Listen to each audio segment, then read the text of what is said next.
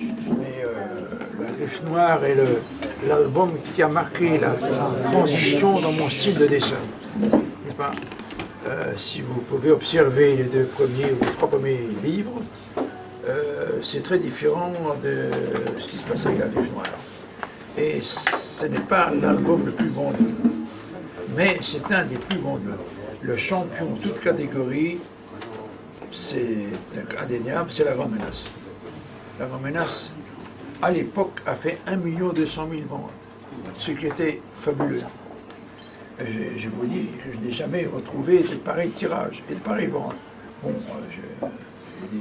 j'ai eu d'excellents résultats, mais je n'aurais plus, surtout dans ce genre de bande dessinée. Mais La Griffe Noire est un des best-sellers parmi mes collections.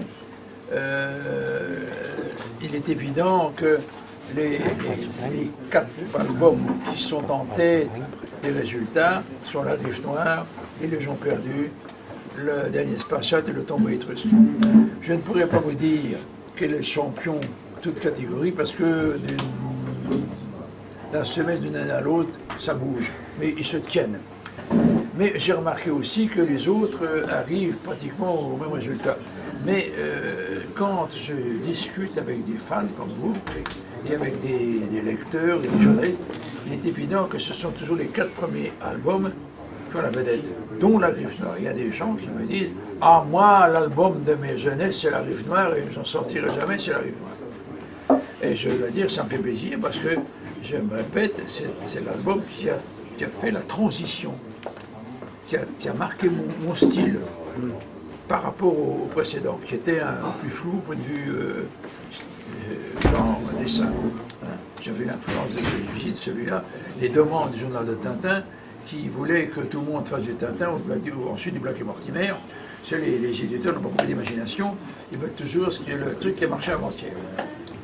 Mais j'ai résisté à ça, et j'ai eu raison, puisque La Griffe Noire a marqué et je dois dire que c'est la couverture qui a un peu révolutionné le genre des couvertures, parce qu'avant celle-là, on n'a jamais fait de personnages à l'avant-plan comme celui-là, avec seulement deux personnages sur la page de couverture. Donc j'ai été novateur. Voilà. Et puis cette Griffe Noire a fait rêver beaucoup de gens. Et je veux dire, je me suis inspiré d'une statue qui existe au musée, l'ex-musée des colonies belges, qui se trouve à Tervuren en Belgique, où il y a un personnage de ce genre.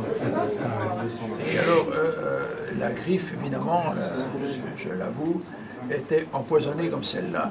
Et ces hommes léopards, comme on les appelait à l'époque, je n'ai pas fait ça, ces hommes léopards ont fait des ravages dans l'ancien Congo belge.